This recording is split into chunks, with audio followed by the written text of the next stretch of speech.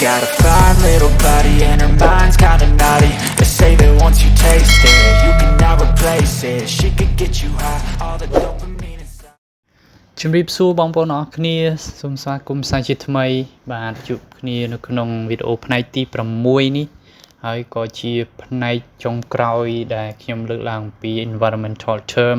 ពាក្យដែលប្រើក្នុងវិស័យបរិស្ថានផងដែរបាទក្នុងវីដេអូនេះបងប្អូនសិក្សា6ពាក្យបន្ថែមទៀតបាទអញ្ចឹងរាប់ពីផ្នែកទី1រហូតមកដល់ផ្នែកទី6នេះ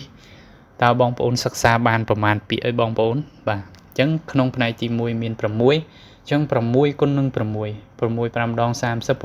6 ដង 35 36បាទអញ្ចឹងពេលបងប្អូនសិក្សានៅក្នុងវីដេអូនេះចប់បងប្អូនចេះបាន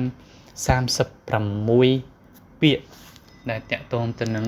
វិស័យបរិស្ថានបាទអស្ចារ្យបងប្អូនពិតជាអស្ចារ្យបាទបើអស្ចារ្យ Subscribe Channel របស់ខ្ញុំឲ្យដាក់រូបកណ្ដឹងហើយជួយ share វីដេអូនេះទៅក្នុង group របស់បងប្អូនដើម្បីឲ្យមិត្តភ័ក្តិបានសិក្សាដូចគ្នាបើបងប្អូនដែលមិនទាន់ទស្សនាសិក្សាផ្នែកទី1ទី2ទី3ទី4ទី5ទេបងប្អូនចូលក្នុង channel របស់ខ្ញុំមើលនៅកន្លែង upload ឬក៏នៅក្នុង playlist បាទបងប្អូននឹងរកឃើញនៅផ្នែកទី1រហូតដល់ផ្នែកទី5បាទកុំឲ្យបាត់បង់ឱកាសក្នុងការសិក្សាពាក្យពីមុនដែលខ្ញុំបង្ហាញបងប្អូនសិក្សាវីដេអូនេះចប់បន្តទៅមើលផ្នែកទី1ទី2រហូតដល់ទី5ទៀតបាទអញ្ចឹងអរគុណច្រើនកុំឲ្យពេលវេលាកន្លងផុតទៅយើងចាប់ផ្ដើមតែម្ដងបាទពាក្យទី1នៅក្នុងផ្នែកទី6គឺ unleaded បាទ unleaded petrol unleaded petrol យើងប្រើថាប្រេងសាំងគ្មានជាតិគីមី unleaded petrol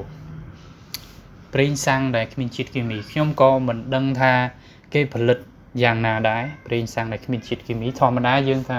ដឹងថាចំហេះប្រេងឥន្ធនៈចំហេះសាំងនេះគឺបង្កទៅជាកាបូនឌីអុកស៊ីតបាទឬក៏កាបូនម៉ូណូអុកស៊ីតអីផ្សេងដែលវាជាផ្សែងពុលបាទប៉ុន្តែនេះគេដាក់ថាប្រេងសាំងគ្មានជាតិគីមីខ្ញុំគិតថាហើយជាក្រុមហ៊ុនផលិតសាំងហ្នឹងគឺគាត់ព្យាយាមធ្វើយ៉ាងណាចម្រាញ់កុំឲ្យមានជាតិគីមីដែលប៉ះពាល់ទៅដល់បរិយាកាសបាទអូខេអញ្ចឹងខ្ញុំមិនបរិយាយអីច្រើនទេព្រោះថាខ្ញុំអត់មានចំណេះដឹងពាក់ព័ន្ធទៅនឹងផ្នែកនឹងច្រើនទេបាទអញ្ចឹងខ្ញុំសូមបើសិនបងប្អូនមានការពន្យល់ពី unleaded petrol នេះបងប្អូនសរសេរក្នុង column comment ទៅបាទអញ្ចឹងពាក្យឬក៏ clear ទី2ហ្នឹងគឺ use up natural resources ដែលយើងប្រែថាប្រើប្រាស់ធនធានធម្មជាតិបាទអញ្ចឹងយើងកើតនៅលើផែនដីយើងត្រូវការប្រើប្រាស់ធនធានធម្មជាតិដើម្បីបម្រើដល់ការរស់នៅមិនថាក្រុមហ៊ុនមិនថាប្រទេសមិនថានេះទេហ្នឹងមនុស្សយើងម្នាក់គ្រប់ពេលវេលាគ្រប់ទីកន្លែងគឺតែងតែមានតម្រូវការពីធនធានធម្មជាតិយកមកបម្រើដល់ជីវិតរបស់យើងបាទដូចជាទឹកបាទដូចជាខ្យល់ដកដង្ហើមបាទសុទ្ធតែជាធនធានធម្មជាតិទាំងអស់បាទអរគុណយើងទៅមើលពាក្យទី3បាទ volcano នេះយើងប្រែថាភ្នំភ្លើងបាទភ្នំភ្លើងតែក្នុងប្រទេសកម្ពុជាយើងមានភ្នំភ្លើងទេបងប្អូនបាទមិនទាន់មានទេហើយពីមុនដូចជាបឹងយក្សឡោមបើតាមប្រវត្តិបឹងយក្សឡោមក៏ដូចជាកើតឡើងដោយបន្ទុះភ្នំភ្លើងមិនដឹងជាប្រមាណ10000ឆ្នាំប្រមាណ1000ឆ្នាំមុនទេហើយព័ត៌មានហ្នឹងខ្ញុំផ្ទាល់នេះក៏មិនទាន់ប្រកាសថាវាជាការពិតគ្រាន់តែថាអាចថាជាការនិយាយតគ្នាឬក៏យ៉ាងម៉េចព្រោះខ្ញុំអត់ដែលបានអានឯកសារដែលនិយាយអំពីរឿងហ្នឹងដែរអូខេប៉ុន្តែបច្ចុប្បន្ននេះគឺគ្មានឡើយភ្នំភ្លើងនៅក្នុងប្រទេសកម្ពុជាហ ហើយអនាគតក៏មិនមានដែរព្រោះថាភ្នំភ្លើងវាមាននៅក្នុងតំបន់ដីថ្មីភាគច្រើនគឺដីកោះដូចជានៅហ្វីលីពីននៅម៉ាឡេស៊ីនៅឥណ្ឌូនេស៊ីនៅជប៉ុននៅប្រេស៊ីលក៏មានដែរអញ្ចឹងភាគច្រើនគឺប្រទេសដែនដីកោះហ្នឹងគឺមានភ្នំភ្លើងច្រើនប្រជាជនមិនអាចរស់នៅក្នុងតំបន់បរិវេណនៃភ្នំភ្លើងបានទេទៅរស់នៅឆ្ងាយបាទព្រោះថានៅពេលដែលផ្ទុះគឺវានឹងមានកំអែម៉ាក់ម៉ាបាទដែលវាកំអែនៃភ្លើងហ្នឹងចុះមកក្រោមតែបើប្រជាជនរស់នៅក្បែរភ្នំហ្នឹងត្រូវប៉ះពាល់អូខេអញ្ចឹងភ្នំភ្លើងវា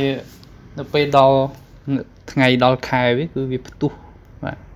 ធម្មតាគឺស្ងាត់ស្ងៀមធម្មតាដូចភ្នំយើងធម្មតាអញ្ចឹងបាទ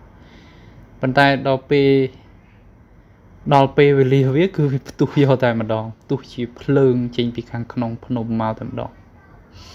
ចេញពីខាងក្រោមស្រទាប់ផែនដីឡើងមកវិញនេះជាគ្រោះធម្មជាតិមួយចឹងដល់ពេលvolcano eruption យើងប្រែថាការផ្ទុះភ្នំភ្លើងបាទអញ្ចឹងភ្នំភ្លើង volcano ដល់ពេល time eruption យើងប្រែថាការផ្ទុះភ្នំភ្លើង volcano eruption ការផ្ទុះភ្នំភ្លើងចឹងនៅពេលដែលផ្ទុះភ្នំភ្លើងគឺគេត្រូវមានការជំលះប្រជាជនដែរនៅក្បែរនងចេញដើម្បីកុំឲ្យរលាកបាទឬក៏ទួលរងផលប៉ះពាល់ពីកំអែភ្នំភ្លើងបាទឬក៏ផ្សែងពេលខ្លះភ្នំភ្លើងខ្លះផ្ទុះទៅគឺផ្សែងរាប់រយគីឡូនៅក្នុងបរិយាកាសសូម្បីតែយន្តហោះដែលហោះហើរហ្នឹងក៏មិនអាចឆ្លងកាត់បានដែរត្រូវជៀសវាងកន្លែងហ្នឹងរហូតដល់រាប់ខែរាប់ឆ្នាំព្រោះផ្សែងវាហ្នឹងគឺធំធេងមែនតើបាទចូលទៅក្នុងបរិយាកាសគេយើងសិក្សាពាក្យទី5គឺ waste បាទ waste យើងប្រែថាកាកសំណល់បាទ waste អ្វីដែលមនុស្សប្រើហើយបោះចោលហ្នឹងគឺយើងហៅថា waste កាកសំណល់ពីការប្រើរបស់យើងបាទ waste យើងត្រូវមាន waste management ការគ្រប់គ្រងកាកសំណល់ហ្នឹងបាទ waste management បើយើងអត់មានការគ្រប់គ្រងកាកសំណល់ទេធ្វើឲ្យសម្រាមធ្វើឲ្យមានភាពរញ៉េរញ៉ៃគ្មានសណ្ដាប់ធ្នាប់ព្រោះតែមនុស្សពេលប្រើហើយគឺយើងត្រូវការបញ្ចេញបោះចោលបាទ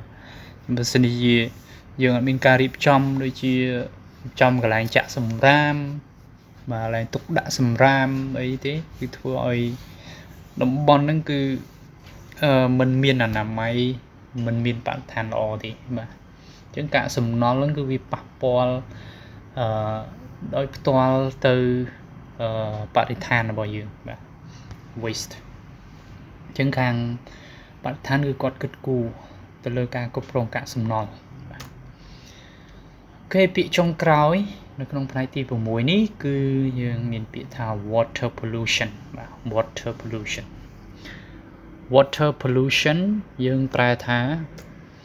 ការបំពុលទឹកបាទការបំពុលទឹកតែការបំពុលទឹកវាកើតឡើងតាមរយៈអ្វីគឺតាមរយៈការបង្ហូរកាកសំណល់ការចោលសម្រាមចូលទៅក្នុងប្រភពទឹកបាទការបង្ហូរប្រព័ន្ធលូទឹកស្អុយចូលទៅក្នុងប្រភពទឹក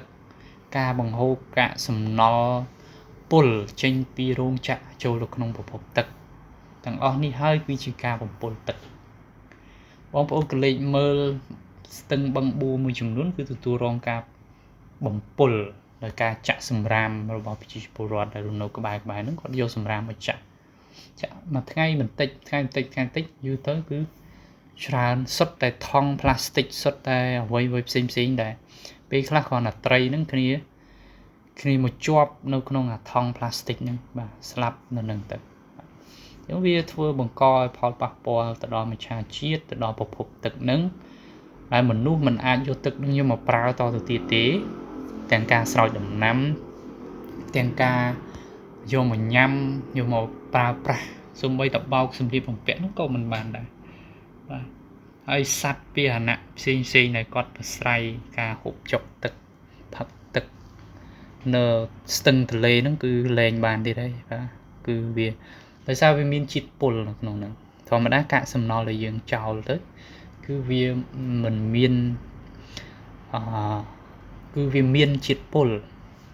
chỉ vì sao nó cứ lưu thực soi ấy đã hô trôi nó cứ pol khẳng và chỉ vì sao trình bị rồng chạm tầm đó đi trên cái pol tới cái thua bắt bong bọc hộp chùm này à và trai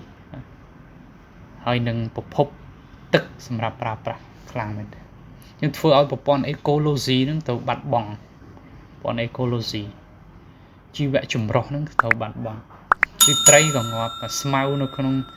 bạt lê bạt ấy nó có vía rịch rử vậy đam chơi để đọc cái bài nó có vía ngọt chứ vía một bọn ecology nó vía tàu bạt bong ấy chứ phải than tàu bạt bong khẳng đồng pe than bạt bong khẳng chỉ vật mình luôn nó cứ luôn đâu mình bàn sọc anh chân ca thái toàn bài than cứ dương thằng ngọc kia chọc đàm vì dương thằng ngọc kia vì mình nè nó cứ thầu kịch cù ca bỏ trò nó cạ sầm no là bỏ dương thầu điệp trong tục đạo với bàn lọ chi viên cạm bỏ trâu đượcក្នុងទឹកbài chi ca thưa rương rau để bầm rau đó ca luôn đâu bỏ dương ở miềnประกอบទៅដោយក្តីសុខ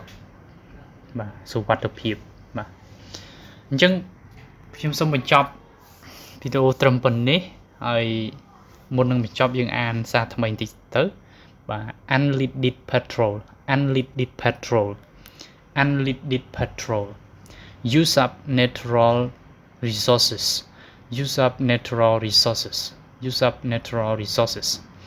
volcano eruption